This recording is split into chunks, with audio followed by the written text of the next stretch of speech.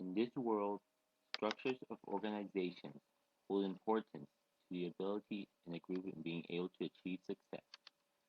Constantly, people try to format organizations in different ways in hoping of finding a style that allows the greatest success. Yet no one knows which one way is the best. Now the book Leadership and the New Science by Margaret J. Wheatley presents the idea that the ideal organization for this era can be found within the newest fields of science that has risen to importance. Within the book, Wheatley gives the thesis that the idea for a new and more effective system for an organization can be found through the way that the natural world itself is organized. She organizes the book into an introduction, 8 chapters, and an epilogue.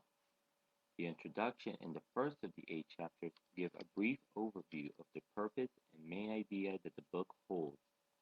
The next 6 chapters focuses on a certain aspect of science and uses that aspect to present a key feature that the author believes is critical for an organization to become successful. Chapters 2 to 8 refer to the science of quantum physics. Chapter 2 focuses on the difference between Newtonian science and quantum science, explaining how each one gives a different view to the universe. She explains that Newtonian science emphasizes an orderly and mechanical world full of boundaries, which one can understand by understanding the body parts, while in contrast, the new quantum science presents the world as a living system with a relationship between the parts which, which holds just as much importance as the part itself, if not more. It also gives the idea that people are participative in the universe. She then gives the suggestion that in organizations, one ought to place importance on the connections between people as well as sectors, taking part to improve the whole system since they are also a part of it. Chapter 3 focuses on fields in physics. She discusses on how space is filled with multiple invisible fields that, although are not fully understood, affects each particle and ultimately the whole system. Wheatley then connects this to organizations by explaining that an effective organization would need to be able to examine and support the invisible aspects that ensure its success or inhibit it, such as morale, customer satisfaction, and the general overall feelings, which are qualitative aspects in any organization. Chapter 4 places its attention on the aspect of uncertainty in quantum physics. It talks about how in its studies, how often the method of observation ultimately affects what results one obtains, such as how light can be either particles or waves depending on how it's observed. This is then related to organizations by that the form of an organization ultimately depends on the perspective of the people. If one does not imagine their system to be functional, important, or enjoyable, then they will make a self-prophecy for disaster. Chapters 5, 6, and 7 focus on different aspects of science. Chapter 5 focuses on the living biological systems and regenerative systems. She talks about how open systems do not lose energy, such as what occurs in thermodynamics in isolated systems, but regains its energy from outside sources, such as what the biological system in the Earth's ecosystem do. It also demonstrates that this energy is regained through a creation of instability, which forces renewal, adaptation, and continual survival. Wheatley then presents its relevance by explaining how organizations need to be able to cope with new situations, exposed to the outside world, create instability, so that the organization will continually respond, change, and grow to success and importance. Chapter 6 connects to how information is used in the natural world. It explains that the information is a dynamic concept that serves as a fundamental source of energy in the universe, going from its use in DNA to chemical clocks. It then connects to the previous chapters by saying that information is then supplied to the open systems to create change and support the system. The connection of this to organization is that in order for organizations to be able to survive, change, and grow, organization itself needs to create new information, new situations by creating chaos. Chapter 7 is written on the connection of chaos theory and organization. It describes that in situations where the outside seems chaotic because of its unpredictability, that chaos occurs within a strange attractors that creates a border in which the chaos can roam free within. This puts forward the idea of duality between order and chaos, where both can and must be existent within a system for it to survive.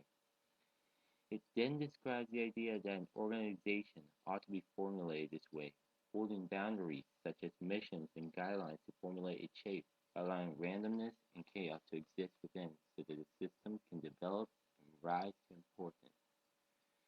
Chapter 8 and the epilogue then ties up the whole book, explaining the importance of all that Wheatley discussed in the previous chapters. Here she explains that people are moving toward a new age of science. A new age of organization is also important, and that one must understand that new age since science has long been embedded in the thought process of many people and organizations in the modern world. She then finishes with the idea that more information will eventually be uncovered as time goes on within the fields of science and the formulation of a perfect organization.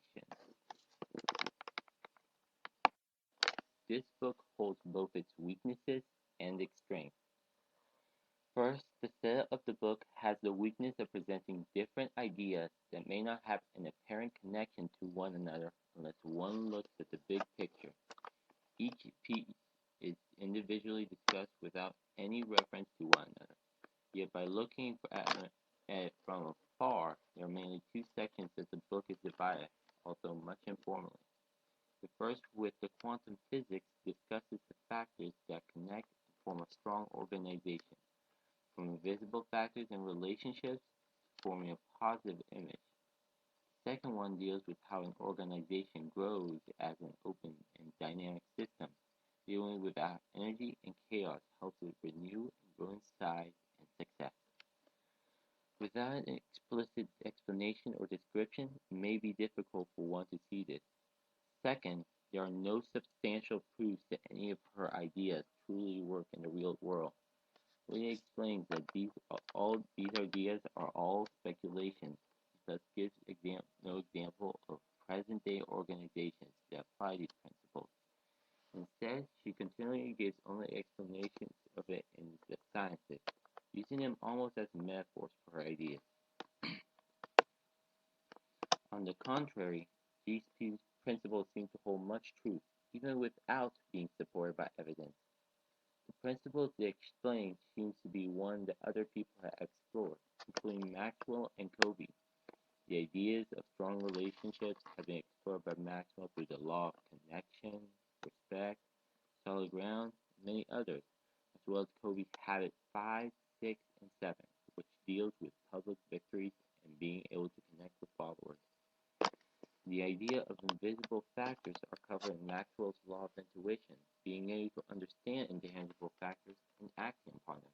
The idea of uncertainty and creating a self-prophecy comes from Maxwell's law of the picture, where one should live the way they want the organization to be in Covey's second habit, beginning with the end in mind.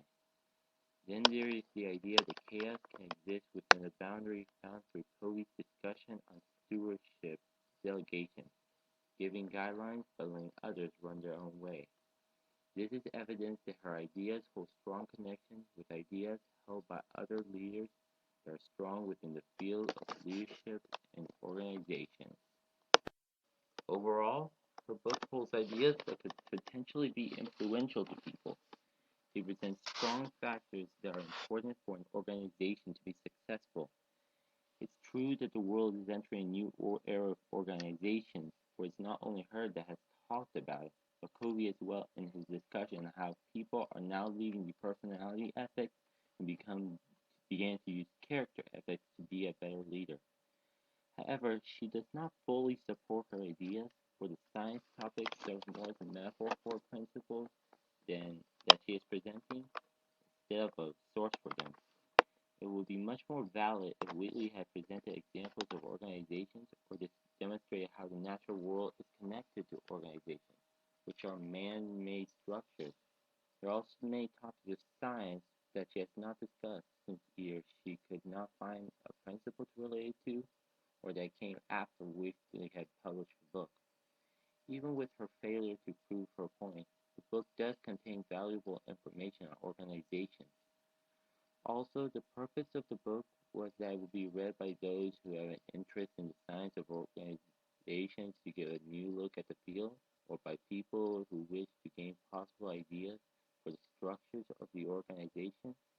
The book itself has the potential to help anyone who is trying to lead a group so that they may understand what help factors help in making a group work.